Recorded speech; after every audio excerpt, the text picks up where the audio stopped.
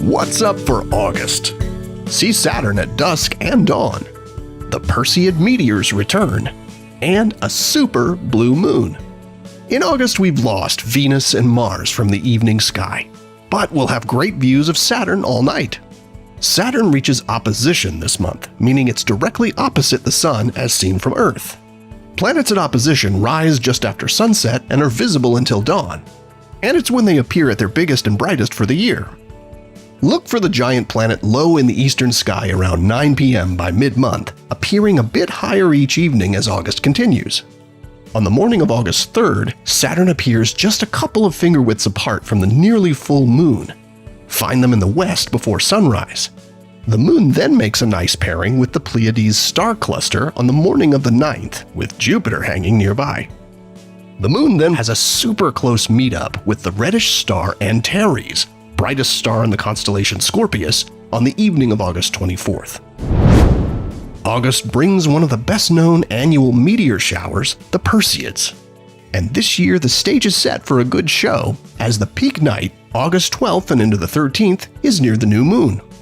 The meteors are bits of dust, most no larger than sand grains, that originate from comet Swift-Tuttle. Earth sweeps through the comet's debris trail every year about this same time, resulting in the annual shower. The radiant, the point in the sky where the meteors appear to originate, is toward the northeast, appearing in between the upside-down W of constellation Cassiopeia and bright star Capella. Observing the Perseids is easy. Just find yourself a safe, dark spot to lie down with your feet pointing roughly toward the northeast and look straight up. The best time to view them is between midnight and dawn as the radiant rises higher in the sky. Meteor activity likely will be at its greatest in the hour preceding dawn.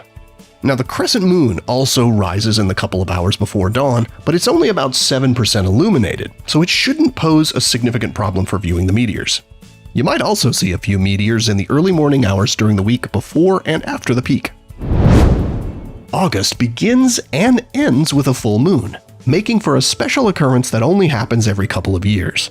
You see, a second full moon in a single calendar month is commonly called a blue moon. They happen every 2 to 3 years because the moon's monthly cycle is just a bit shorter than the average length of a month. So eventually a full moon will happen at the beginning of a month with enough days left for a complete lunar cycle. When that happens, we get a blue moon. But there's more. The August 30th blue moon is also a supermoon. The moon's orbit isn't a perfect circle, so sometimes it's a little farther away from Earth and sometimes closer. At its closest point, called perigee, it's 14% closer than at its farthest. About 3 to 4 times a year, the full moon phase happens to coincide with the moon reaching perigee, and we call that event a supermoon. While it technically appears a bit bigger and a tad brighter than the average full moon, the difference is not super noticeable to the eye. The combination of these two special full moons, making for a super blue moon, occurs about every 10 years on average, though the time between any two occurrences can vary from 2 months to 2 decades or more. So enjoy this month's 2 full moons, and while the second one won't appear supersized or any bluer than usual, now you know what makes it special. Here are the phases of the moon for August. Stay up to date with all of NASA's missions to explore the solar system and beyond at nasa.gov.